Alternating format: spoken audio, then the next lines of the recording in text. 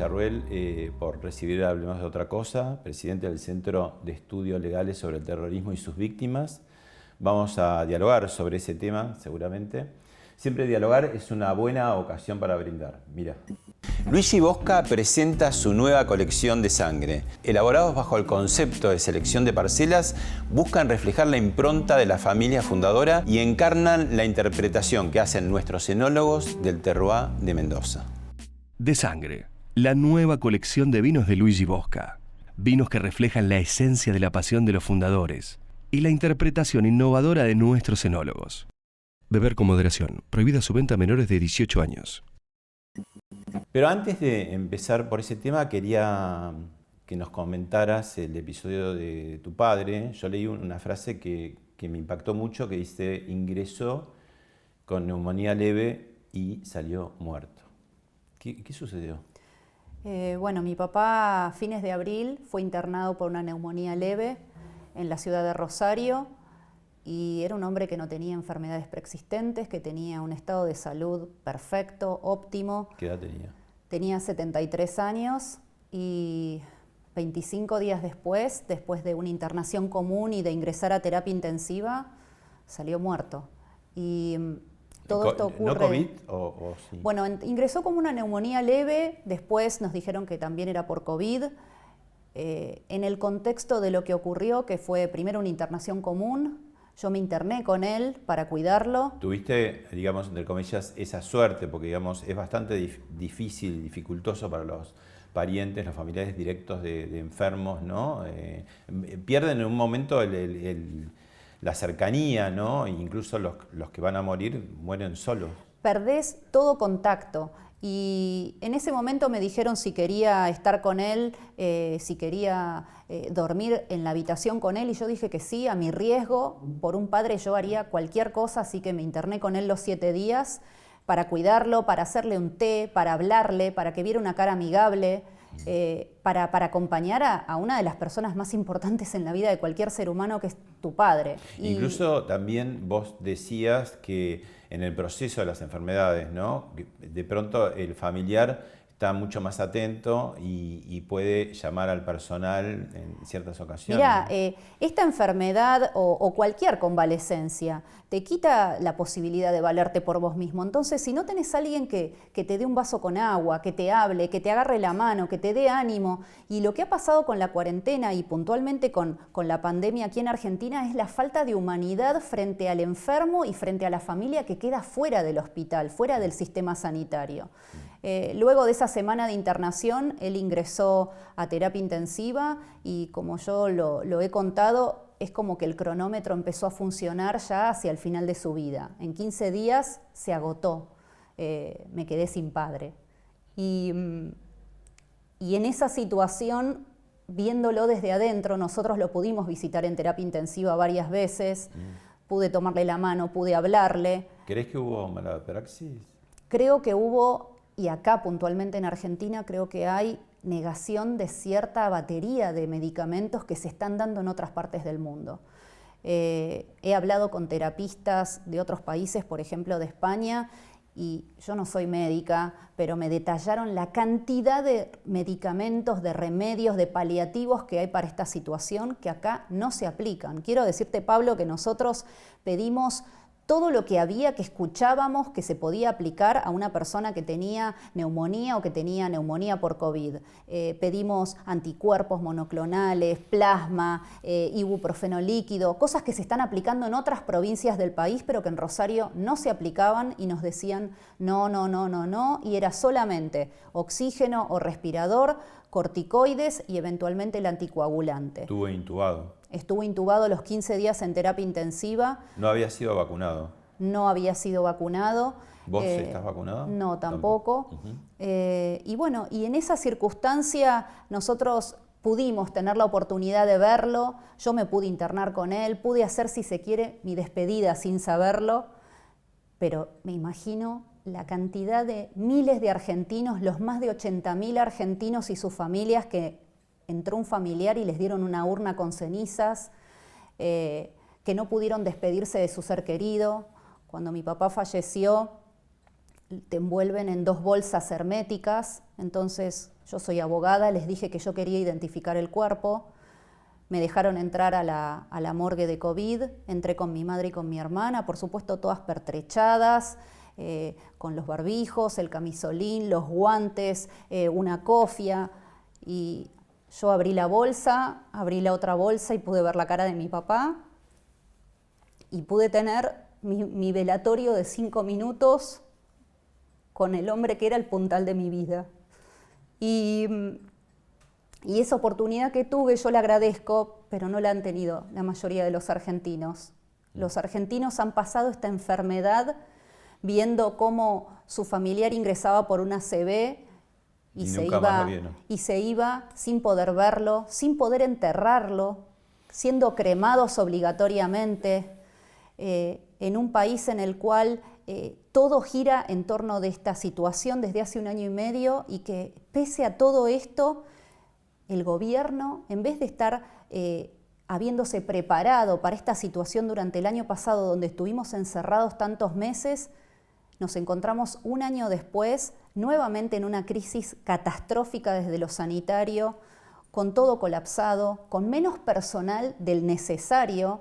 Una cosa que le pasa a todos los que tienen un familiar internado en terapia intensiva, y lo van a ver, todos los que miren el programa se van a sentir identificados, que vos esperás el llamado del parte médico todos los días, como si estuvieras en el corredor de la muerte. No tenés ingreso a ningún teléfono de clínica, sanatorio u hospital, porque claro, no tienen personal para atender a la gente. Y esto pasa en el sistema privado como en el sistema público. Entonces, desbordados. Están desbordados, pero además vos tenés que estar esperando en una circunstancia en la cual vos tenés a tu ser amado ahí adentro, no podés o verlo o no podés estar con esa persona. Estás incomunicado. En muchos casos no sabés cuál es el procedimiento o cuál es el tratamiento. ¿Tu madre también fue afectada? Mi mamá también. ¿Estuvo internada? Cuando estaba en los primeros días de terapia intensiva mi papá, ella cayó también convaleciente, pero muy fuerte le agarró. Ella dijo, no quiero internarme, si voy a morir quiero estar con mis seres amados al lado, no quiero que me pase lo que le está pasando a tu padre. Y bueno, nosotros llamamos, por supuesto, un médico clínico, le recetó ivermectina, y pasó 5 días terribles donde teníamos a mi papá en terapia intensiva y a mi mamá ahí, que dijimos, se nos van a morir los dos juntos, y mi mamá hoy está viva. ¿Qué edad tiene tu mamá? Mi mamá tiene 69 años, y nosotros, te soy franca, hemos tomado una posición después de ver esto que hemos sufrido. Mi papá... para que vos te des una idea, mi papá trabajó toda la cuarentena, y mientras mi papá trabajaba con 73 años, mientras mi papá pagaba unos impuestos millonarios al Estado argentino, el Estado argentino vacunaba a gente de 25 años porque pertenecía a la cámpora. Entonces, cuando vos ves este tratamiento y ves que nadie se hace responsable de los crímenes, de los negocios, de la violación a los derechos humanos, cuando vos ves esto, realmente... como ciudadano sentís la indefensión total, pero también sentís que no podés convalidar esto. Por eso cuando vos leíste lo que yo escribí en Twitter fue, después de apenas 4 días de fallecido mi papá, fue el dolor de explicar una situación en la cual a todo el que me pudiera leer, involucrate. Sí, ¿tu papá se llamaba? Mi papá se llamaba Eduardo Marcelo Villarruel. ¿Era veterano de Malvinas? Era militar retirado hace muchos años. Fue a la Guerra de Malvinas en 1982. Yo tenía 7 años. ¿Estuvo en el frente de batalla? Sí, él estuvo como segundo jefe de la compañía de comandos 602, la compañía de comandos y la unidad del ejército que mayor cantidad de bajas tuvo en la guerra para el tiempo que estuvo en las islas. Tiene personas condecoradas con medallas al heroísmo, todos ellos fueron condecorados, y para nosotros era nuestro héroe, era la persona que nosotros admirábamos y en la que nos apoyábamos en cualquier situación de la vida. Bueno, acá estamos un poco, un rincón de recuerdos que tienen que ver con lo que veníamos hablando de tu padre. Bueno, esta es la foto que se sacaron en Campo de Mayo, la compañía de comando 602, antes de salir para Malvinas. Bueno, mi papá era el más alto. Y bueno, esta compañía tuvo mucha cantidad de bajas, estuvieron menos de un mes en las islas y tuvieron enfrentamientos directos con los ingleses. Mi papá siempre se ocupó de sus subordinados, incluso después de terminada la guerra. Vos sabés que cuando se lo dio de baja a Rico, Rico era el jefe de esta compañía. Aldo Rico. Exacto, Aldo Rico. Mi papá quedó como el oficial en actividad de más alto rango a cargo. Entonces, él hizo reclamos ante el ejército para que se les otorgara una distinción especial por las bajas que habían tenido. En ese momento era jefe del Estado Mayor el general Martín Balsa. Mi papá hizo el reclamo pidiendo la distinción para todos sus compañeros y sus camaradas que estaban vivos y por sus actos de heroísmo, y se excluyó él. O sea, él dijo, yo no quiero pedirla por mí, la pido por mis hombres. El ejército se la negó y yo justo luego de la muerte de él estaba leyendo los reclamos que él hizo ante el ejército pidiendo esta distinción y por eso me gustaba transmitirles a sus subordinados que él se ocupó hasta el último minuto de que ellos fueran distinguidos y reconocidos por el Estado argentino. Vos empezaste a presidir este centro legal de víctimas del terrorismo, 2007 más o menos. Eras Sí, muy joven, ¿qué edad tenías? Y tenía 32 años, 33. Sí. ¿Qué es lo que te llevó? ¿Tu padre estuvo involucrado con la represión de la dictadura militar? Bueno, mi papá era militar en la década del 70. Después te voy a contar algunas anécdotas que lo muestran de cuerpo entero, pero mi papá era militar y en septiembre del 73 él estaba aquí en la ciudad de Buenos Aires preparándose para ir destinado a la Antártida. En ese momento, cuando vos ibas a la Antártida, te operaban de todo lo que te pudiera dar problemas en el continente blanco, porque allá no había hospitales, no había nada. Entonces lo operaron de amigdalitis, de apéndice, tabique, de desviación de tabique, etc. Y bueno, y cuando lo operaron, la convalecencia la pasó acá en la ciudad de Buenos Aires en el Comando de Sanidad, que queda en la calle Combate de los Pozos. Y bueno, en ese momento, el 5 de septiembre del 73, el Ejército Revolucionario del Pueblo copa el Comando de Sanidad. Querían robar los medicamentos y las armas que había allí adentro. Bueno, mi papá estuvo tomado de rehén toda esa noche, de rodillas, con sus manos y sus pies atados con alambres, con el cañón de una pistola apoyada en la cabeza, hasta que finalmente se liberó el Comando de Sanidad. En ese hecho estuvo Eduardo Anguita, por el cual fue condenado, fue juzgado y fue condenado. Y después el Estado argentino lo indemnizó por los años de prisión. No conocía esta historia, ¿la habías contado? No, nunca conté que él había sido víctima del terrorismo. ¿Por? Y no quise contarla porque Argentina es un River Boca. Y es un River Boca en el cual el uniforme es demonizado, y entonces yo no quería que en mi lucha por las víctimas del terrorismo terminara notándose o haciéndose foco en el uniforme cuando había miles de ciudadanos que habían sufrido cosas infinitamente peores a la que había pasado mi papá. Pero por lo que le pasó a mi papá y por todos los que no tuvieron la suerte de él y murieron, yo lucho por las víctimas del terrorismo.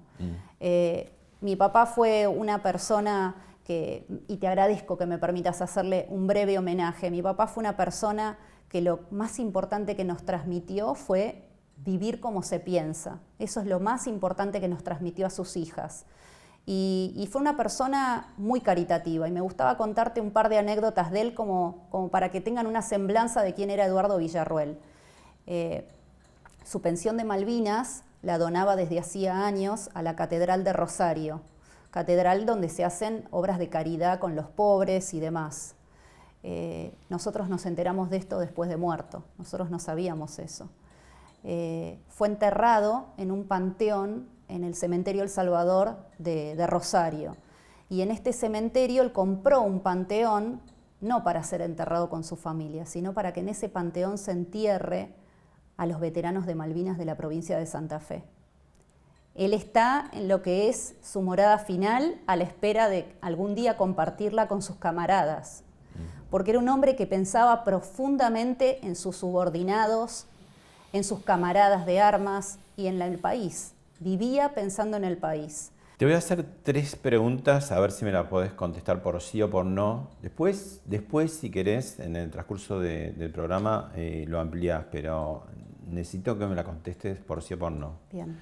La primera, ¿sos negacionista? No. La segunda, ¿hubo violaciones de los derechos humanos en la dictadura? Sí. La tercera, ¿está bien que se hayan juzgado esas violaciones de derechos humanos? Sí. Bien, después lo vamos a desarrollar. Te invito a ver el primer material que tenemos para ver. Victoria Villarruel, que es abogada y es presidenta del Centro de Estudios Legales sobre el terrorismo y sus víctimas. Tenemos también a Luis Mattini. Mattini ha sido uno de los últimos dirigentes del ERP y Roberto Perdía, ex montonero. Mataron a soldados conscriptos que se morían de hambre.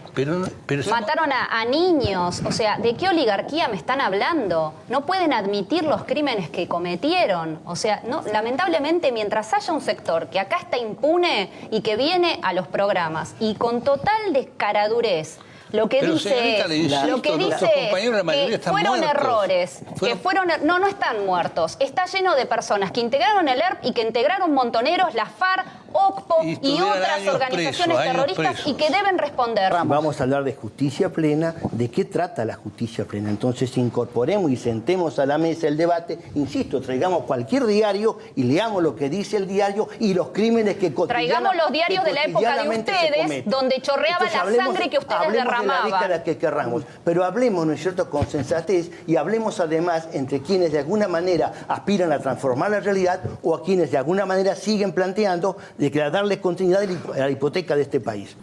Bueno, qué fuerte ese encuentro. ¿Cómo fue el backstage, si se puede saber?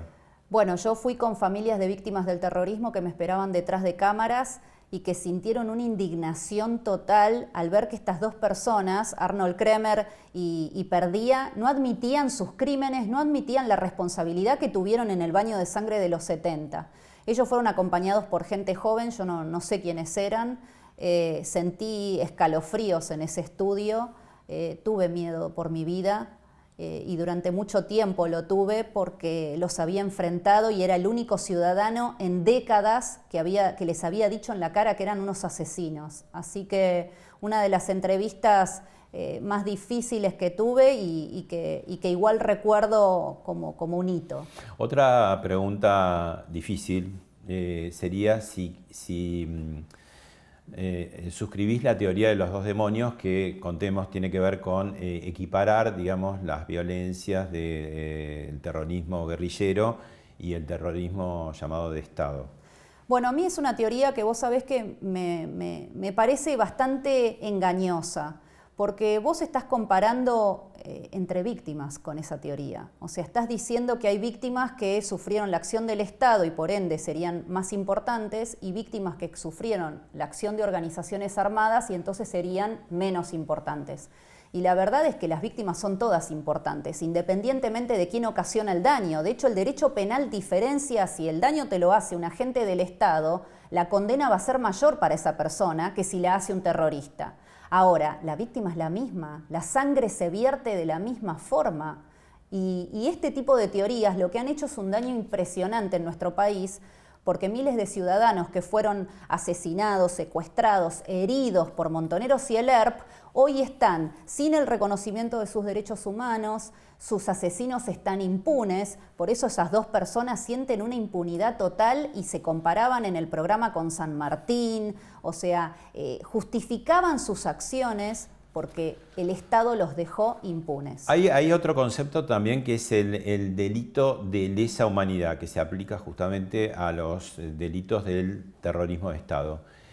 ¿Los delitos de la guerrilla no serían de lesa humanidad o hay algunos que sí? Por ejemplo, hay toda una controversia con respecto al asesinato de José Ignacio Rucci, el titular de la CGT, porque ahí hubo cierta connivencia del grupo que lo mató con algunos funcionarios, al menos de lo que entonces era la gobernación de la provincia de Buenos Aires, con lo cual estaría el Estado un poco incluido en eso.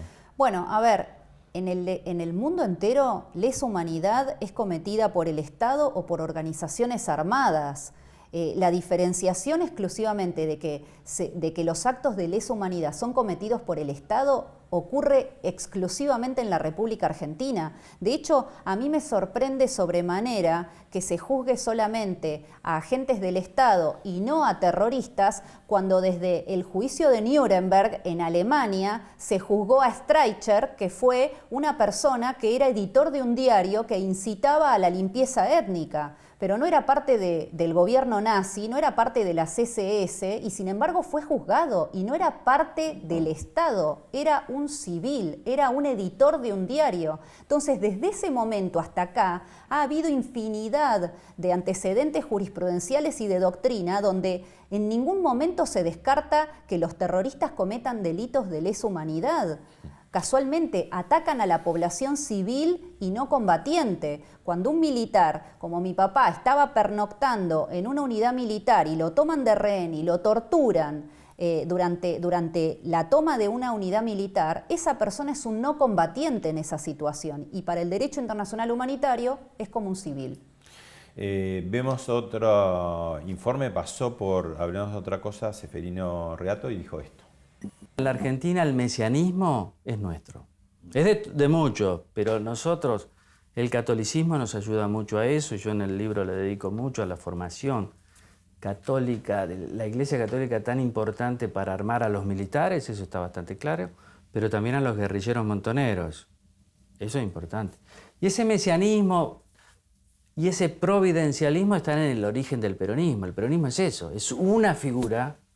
Por eso este problema de que ahora la figura que es presidente no es la figura más importante dentro de la coalición, la que tiene más votos. Es una figura que te promete algo mágico, una tercera vía, ¿viste?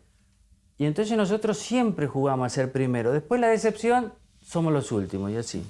Ahí Reato habla un poco de mesianismo, ¿no? Que en los 70 se expresó muy fuerte, primero en el terrorismo y después en la represión también, ¿no? Mira, una de las cosas que más me sorprendió de estudiar todo lo que ocurrió en los 70 fue no solamente el mesianismo, digamos, de sostener la teología de la liberación, por ejemplo, en Montoneros, sino también el antisemitismo, porque Montoneros fue integrado cuando se une con las Fuerzas Armadas Revolucionarias, es integrada por un grupo de personas que cuestionaban la existencia del Estado de Israel. Y cuando estas personas se unen, son las que terminan haciendo el convenio, el contrato de colaboración con la OLP, la Organización para la Liberación de Palestina, con Yasser Arafat.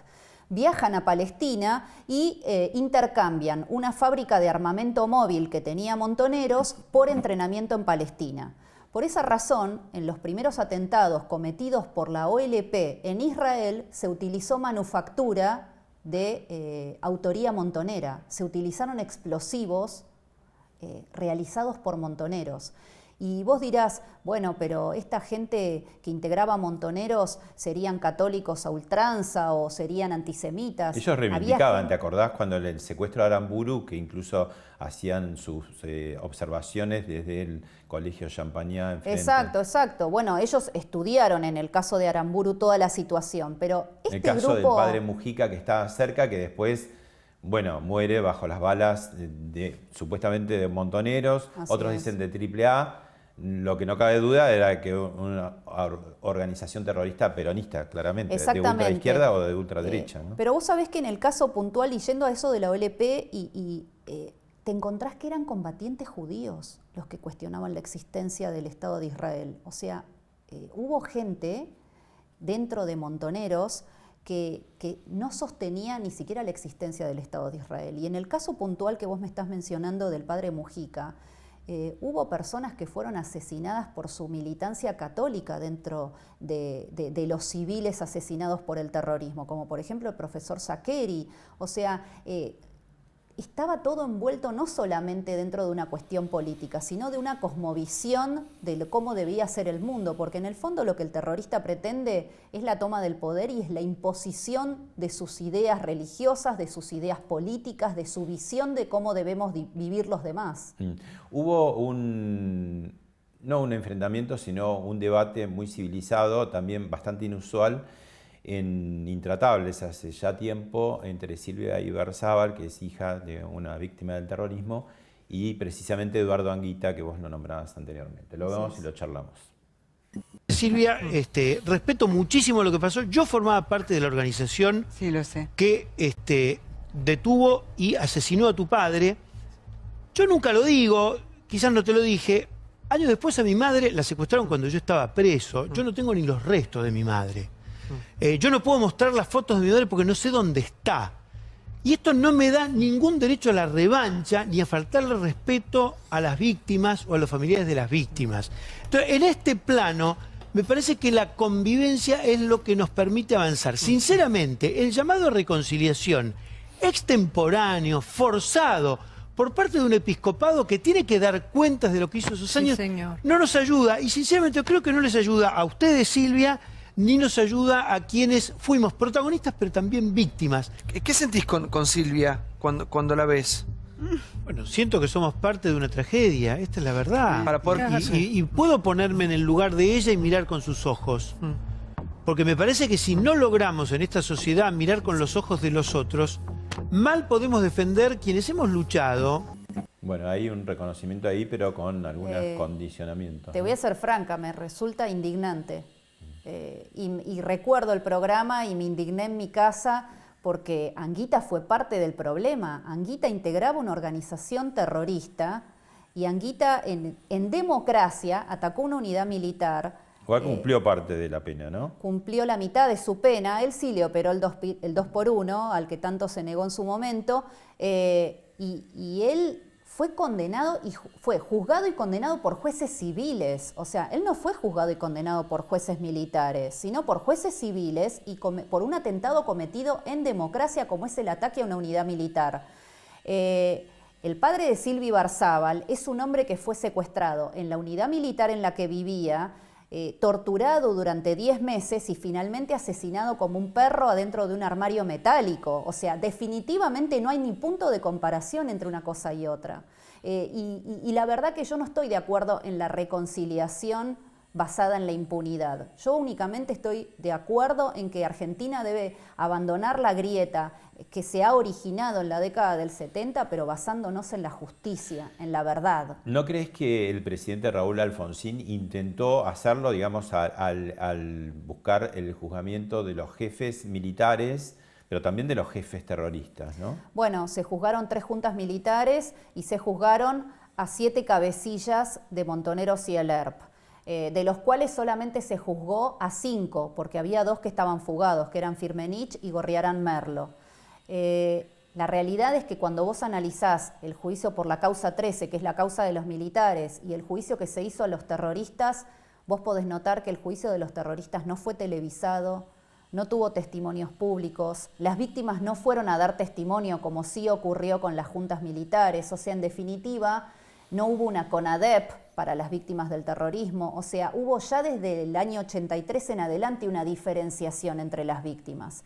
Y el problema de nuevo, Pablo, es que la sangre es la misma, el ser humano es el mismo, el conflicto ocurrió en el mismo momento y por lo menos en mi visión de las cosas, un niño de 3 años asesinado como Juan Eduardo Barrios, asesinado por Montoneros, es 1000 veces más inocente que Rodolfo Walsh, que era miembro de Montoneros.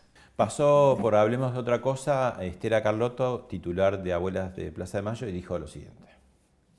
¿No sentís un poco que el kirchnerismo se apropió mucho de la causa de los derechos humanos? No, nosotros nos apropiamos de los Kirchner. ¿Ustedes se apropiaron? Sí. Claro, porque ellos hasta 2003 tampoco se habían interesado mucho en el tema. No, nadie vino a molestarnos nunca ni a decirnos nada de lo que teníamos que hacer.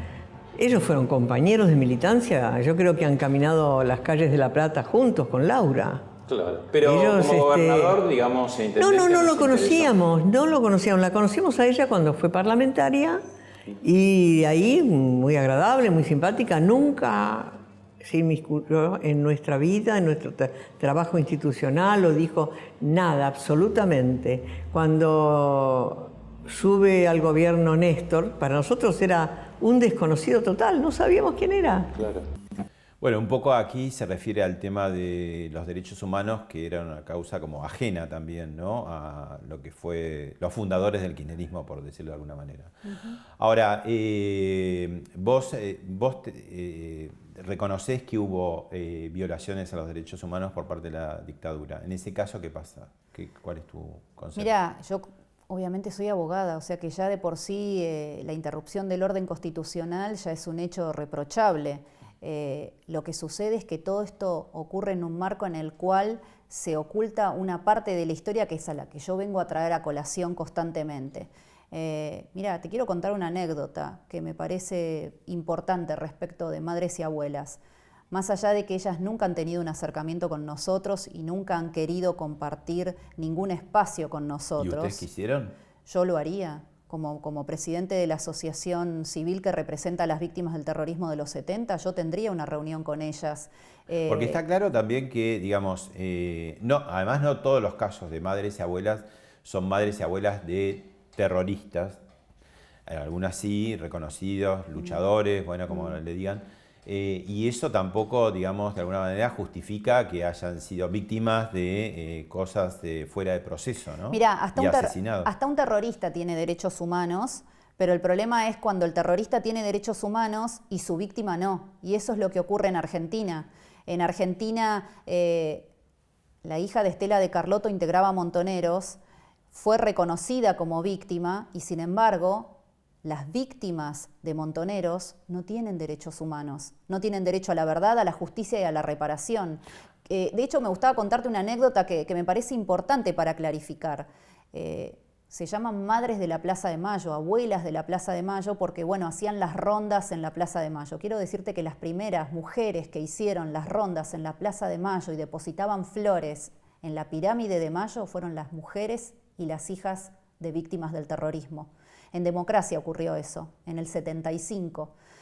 Los diarios de la época dan detalle de eso, que eran estas mujeres pidiendo justicia y depositando flores en la pirámide de Mayo, pidiendo que por favor hubiera justicia para sus familiares. Años después eso fue apropiado. Ahora, ¿quedaron las víctimas del terrorismo como una especie de limbo, atrapadas, ¿no? Porque, digamos, tampoco son personas, esos familiares, que sean militantes contra los derechos humanos, en general son apolíticos, no tenemos conocimiento, es decir, están como ocultos, ¿no? Bueno, creo que uno de los grandes éxitos del terrorismo ha sido garantizarse su impunidad, y su impunidad se garantizó reescribiendo el pasado de todos nosotros, un pasado en el cual de pronto eliminaron a las víctimas del terrorismo de la historia. Si no hay víctimas del terrorismo, no hay terroristas. Y esto es lo que ocurre en Argentina, donde te eliminaron a las 17.380 personas que fueron agredidas de diferentes formas, algunas asesinadas, otras secuestradas, otras heridas, por organizaciones terroristas como Montoneros y el ERP. Bueno, si te parece, compartimos ahora Norma Morandini, que también pasó por el programa y que tuvo 2 hermanos desaparecidos. El que uno tenga desaparecidos en la familia, eso te da autoridad de testigo, contarles al resto que no quería ver, mire, pasó así, pasó en mi familia, le puedo contar lo que pasó. Pero esa autoridad de testigo no te da la superioridad de ponerte por encima de la ley, y porque hemos sufrido tenemos derecho de decidir cómo vamos a vivir sin consultar al resto, ¿no? En ese sentido me parece que... ¿Y crees que se ha abusado de eso? Sí, yo he sido muy crítica, con mucho dolor. Me duele mucho que haya habido una apropiación política de los derechos humanos, porque aunque ya lo haya dicho tantas veces y lo repito, siempre pienso que cuando mi madre empezó a buscar a sus hijos, no se preguntaban las madres qué ideología tenían. Era lo último, y además no era algo que estuviera presente en lo que significaba tener que ir a reclamar por sus hijos. Bueno, es que ahí es donde uno se pregunta por qué no la defensa de todas las víctimas, ¿no? Mira, yo creo que en algún momento hay que hablar de esto. Hay que echar luz a esto. Ni todos los malos están de un lado, ni todos los buenos están del otro. Y esta explicación pueril de nuestra historia es la que nos ha hecho mucho daño como país y es la que ha abierto la grieta. Y nos mantiene atrapados ahí, ¿no? Estamos como en un loop eterno de la década del 70, o sea, nos despertamos y es el día de la marmota siempre. Independientemente de eso, yo estoy de acuerdo con ella. Lo mismo pasa con las víctimas del terrorismo. Que vos seas víctima del terrorismo te hace testigo, pero no te hace superior. El problema es cuando en tu país, por ser víctima del terrorismo, vos sos menos que otros. Y esto lo podemos ver con toda claridad en lo que ha ocurrido con las víctimas y lo que han sido las secuelas del terrorismo en nuestro país. No solamente hay víctimas del terrorismo por el atentado terrorista en sí, ocurrido en la década del 70, sino que hay muchos hijos de víctimas que se han suicidado a lo largo de los años, no solo por el atentado que les quitó a su ser querido, sino también porque el Estado te ignora, te elimina de la historia, te hace ser corresponsable del daño que vos sufriste. Y te quería contar la historia de... Como que vos hiciste algo, por eso nadie te habla, estás como castigado, ¿no? En la oscuridad. Sos la mujer violada que es responsable de su propia violación. Eso es lo que nos está haciendo el Estado argentino a las víctimas del terrorismo. Diego Moreno era un chico que tenía 35 años, su papá era policía y estaba de custodio de un funcionario durante el gobierno de facto, de quien era parte del Ministerio de Economía, Walter Klein.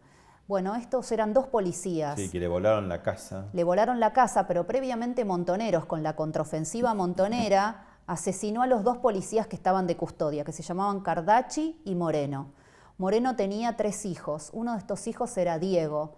Diego a los 35 años, hace unos años atrás, tomó ácido muriático y se suicidó. Porque cuando te arrancan a tu papá, cuando el Estado no te presta atención, cuando no te asiste, cuando la sociedad te responsabiliza, cuando por tener un uniforme vos sos malo per se, el dolor es tan grande que no tenés cura, que no ves otra solución que la muerte. Y Diego quería estar con su padre, porque no tenía un lugar donde recordarlo adecuadamente, porque su muerte había sido causada por un grupo de gente que en este país tienen permiso para todo.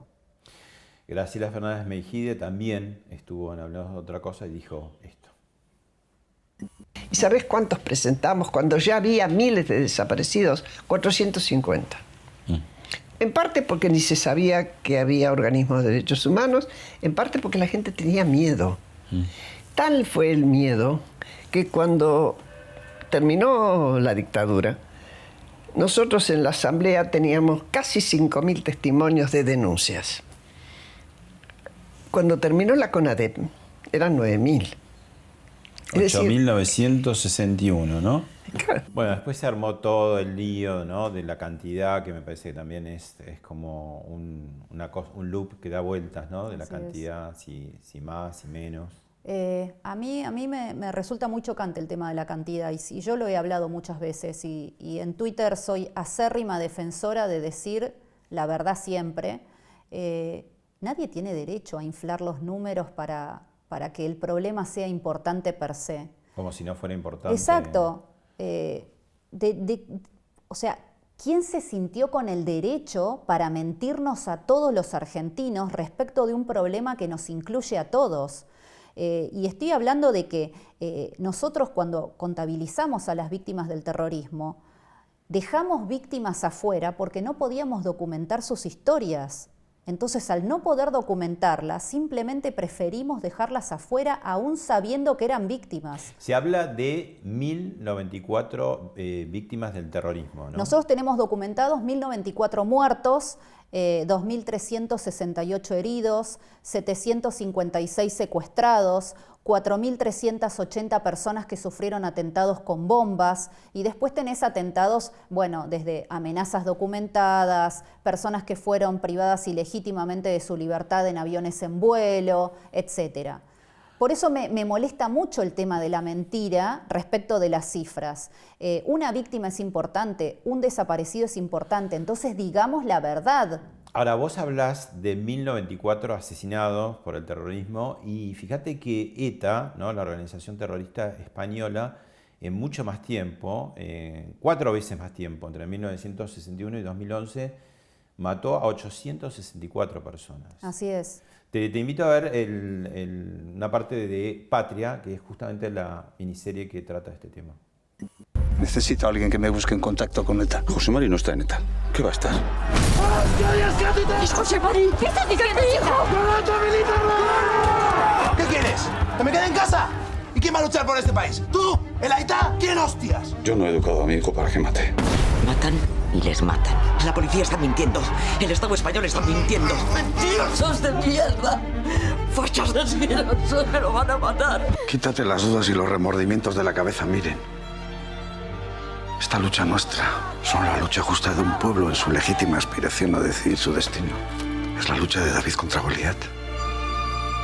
¿Tú crees que Goliat, con su tricornio en la cabeza y sus torturadores, van a mover un dedo en favor de nuestra identidad? Bueno, ahí es como que España, a partir de la novela y ahora de la serie, empieza a poder mirar un poco también el drama de los dos lados, ¿no? Porque en el caso justamente son amigas la que es la madre del asesino y la esposa del asesinado, ¿no? De un empresario. Digo, es como un principio de... Porque también en otros lados sucedía esto, ¿no? Como que, ¿por qué te parece que se da? Bueno, vos sabés que hay familias de víctimas del terrorismo que tienen familiares terroristas y que en algunos casos, cuando yo las he entrevistado, me han dicho, mi prima fue la que delató donde estaba mi padre y lo mataron después. O sea que esa situación que vos ves en Patria, acá en Argentina también se dio. Acá en Argentina, de hecho, se continúa hasta el día de hoy. Te puedo dar, por ejemplo, el caso de gente que perdió sus familiares asesinados por el terrorismo en hechos públicos de una agresividad, de un salvajismo inusitado, y que hoy hijos de esas personas son juzgados por lesa humanidad por haber sido militares. O sea, esta historia de que vos tenés a los culpables solo de un lado y a los impunes solo del otro se continúa hasta el presente. Y vos fíjate que en España el tratamiento de las víctimas del terrorismo, siendo muchas menos que en Argentina y en mayor cantidad de tiempo, ha sido tratado de otra forma diametralmente distinto. En España las víctimas del terrorismo tienen memoriales, han sido indemnizadas, tienen el Día Internacional de las Víctimas del Terrorismo, el Día Europeo de las Víctimas del Terrorismo, el Día Español de las Víctimas del Terrorismo. Aquí en Argentina lo único que hay es olvido, es echar tierra sobre estas tumbas y hacer como que nunca existieron estas personas. Y por esa razón yo me involucré, no solo por lo que le pasó a mi papá, sino también porque había familias a las que yo conocí que habían sufrido un dolor lacerante, un dolor sin cura, y a la cual la sociedad prefirió mirarlas. ¿Por qué? Porque era políticamente incorrecto hablar de ellas. Algunas imágenes de tu álbum, contanos qué vemos. Bueno, acá estamos viendo el Memorial de las Torres Gemelas y yo estoy en Nueva York con Francis de Uganda, con Lori de Estados Unidos, que fueron víctimas del terrorismo en un atentado de Uganda en 2010. Bueno, él es un amigo que yo quiero muchísimo. Es impresionante cómo cuando tenés algo en común como es una experiencia tan importante en la vida de una persona como es un atentado terrorista, después te unen un montón de situaciones. Imagínate, yo pensé que no iba a tener nada en común y hasta el día de hoy, esto fue en el 2012, somos amigos y nos matamos de risa. Claro, porque no te quedaste con el terrorismo en los 70, sino que, bueno, hubo otras cosas como por ejemplo, el atentado de las Torres Gemelas, y acá hay otra foto con otra víctima, digamos, del fiscal, la hija del fiscal. Bueno, acá estoy con Yara Nisman. Nosotros en el año 2017 viajamos con ella a Estados Unidos a un programa que es para jóvenes que fueron víctimas del terrorismo. El papá de Yara fue la víctima número 86 del atentado a la AMIA y nosotros la invitamos. Yo hablé con su mamá, con Sandra, le dije, mirá, me parece que este viaje había pasado 2016. Yo le dije, pasó 1 año y medio del asesinato, ¿te parece que Yara venga conmigo a Nueva York? Y conozco otros chicos y demás. Bueno, Sandra accedió, fue una semana hermosa, nos hemos reído, lo que vos ves en la foto fue lo que pasó toda la semana.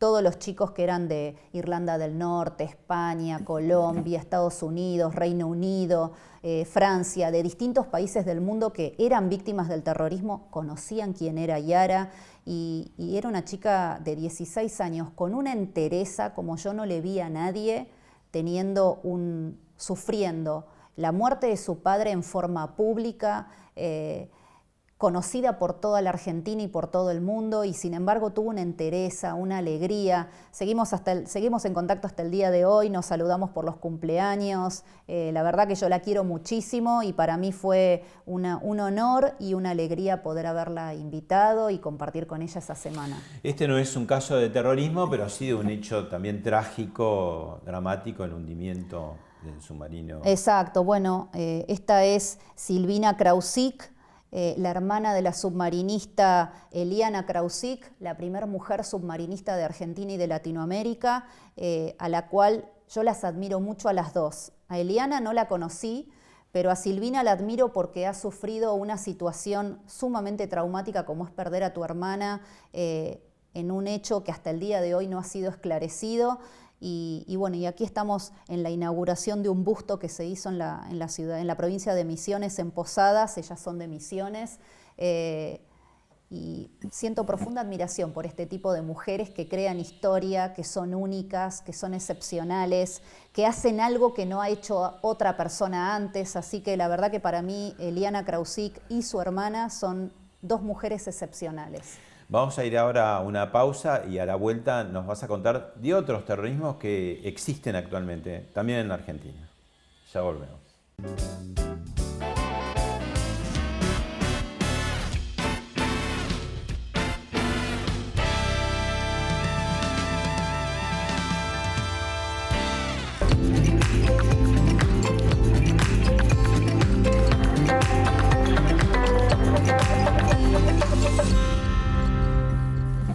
Bueno, hoy en día también hay algunos síntomas terroristas. Está la lucha de los mapuches, no está muy claro, ¿no? Qué reivindican, qué es lo justo, qué no es lo justo.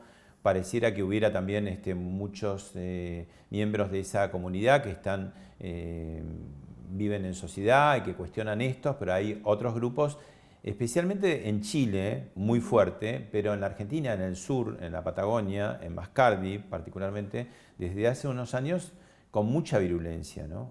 ¿Vos estás estudiando el tema? ¿Estás preparando un libro incluso? Exacto, sí, estoy preparando un libro y es un tema que me interesa en realidad desde hace muchos años porque nos enteramos acá en la ciudad de Buenos Aires o en el resto del país a partir del 2017, cuando muere Rafael Nahuel, allá en Villa Mascardi, y ahí es como que nos enteramos de lo que había ocurrido. Estaba el gobierno de Mauricio Macri. Pero la realidad es que esto es un tema que viene de hace mucho tiempo, y viene desde hace mucho tiempo porque diferentes leyes promulgadas por el Estado argentino han creado como un estatus para un determinado sector de la sociedad, que son aquellos que son pueblos originarios. Entonces, si vos te presentás como pueblo originario y tomás una determinada cantidad de tierra y te asentás y decís, bueno, acá estaban mis antepasados, el Estado argentino te reconoce el derecho preexistente sobre esa tierra, aunque esa tierra sea o fiscal o sea tierra de propiedad privada.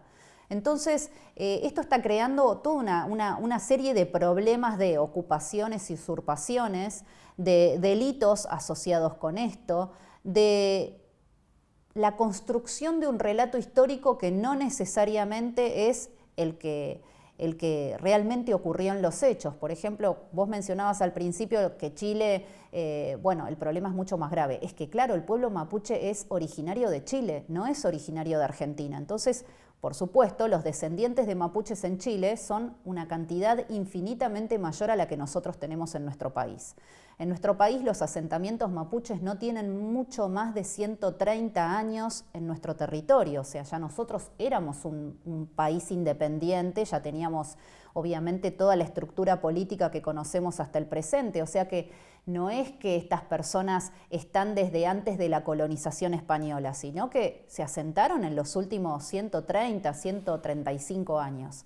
Bueno, y esto que está ocurriendo... Como parte, digamos, de esa circulación que hay entre argentinos y chilenos, muchas familias que son binacionales, ¿no? Tal cual. Bueno, a ver, yo me acuerdo cuando con mi papá estuvimos destinados en la provincia de Chubut, en el extremo sur de la provincia de Chubut, frente a la frontera con Chile, en un pueblito que se llamaba Río Mayo, que a mí me pareció el paraíso en la tierra, y la realidad es que en este pueblito vos veías que, bueno, que las mujeres chilenas cruzaban Argentina, tenían sus bebés en nuestros hospitales, después se cruzaban para Chile, o sea, era una circulación constante en la Patagonia Argentina, y lo mismo ocurre desde hace mucha cantidad de años. Entonces, esto ha pasado, el pueblo mapuche es un pueblo que en ese momento era nómade, después se hizo más sedentario, entonces se instalaron aquí en nuestro territorio, y bueno, y muchos están reclamando todo lo que te puedas imaginar, o sea, desde Loma La Lata en Neuquén hasta la ladera del Cerro Chapelco, por supuesto territorio o terrenos del ejército en Bariloche,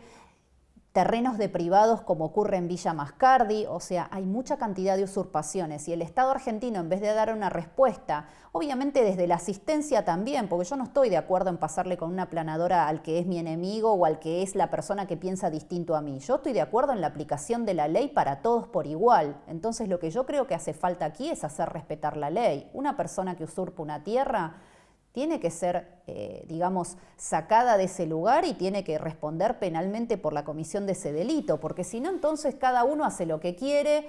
Me gusta, no sé, algún lugar en Palermo, voy y te usurpo el departamento. Es la ley de la selva. Un poco lo que está pasando, y esto se ha acentuado en los últimos años y sobre todo con la modificación de la Constitución en el 94, es que vos, si sos pueblo originario, tenés un estatus superior al resto de los ciudadanos. Y esto rompe el principio de igualdad y por lo menos para mí no está bien. La última, ¿vas a entrar en la política o querés ser candidata? ¿Cuál es tu idea? Bueno, yo estoy en la política partidaria en realidad desde hace muchos años hablando de este tema. Imagínate que es un tema poco menos que prohibido en la Argentina, pero sí tengo intención de irme involucrando más formalmente en lo partidario, si bien todavía no encuentro un espacio que recepte la voz de todos aquellos que no tenemos voz en la política, que queremos que se respete la ley, que queremos la vigencia de los derechos humanos. A mí se me sindica siempre como que soy de extrema derecha y la realidad es que mi discurso está basado en la aplicación de los derechos humanos, pero la aplicación de los derechos humanos para todos, sin diferenciación, para todos los ciudadanos, independientemente de lo que pienses, de la religión que tengas o del sexo que tengas. Y eso me hace ser una persona que es ecléctica en su forma de ver la política. Yo creo que en algún momento sí me voy a implicar más fuertemente, me interesa, tengo la intención de hacerlo, pero aún no he encontrado un espacio donde se nos escuche a los que pensamos diferente. Muchas gracias, Victoria. Gracias, Pablo.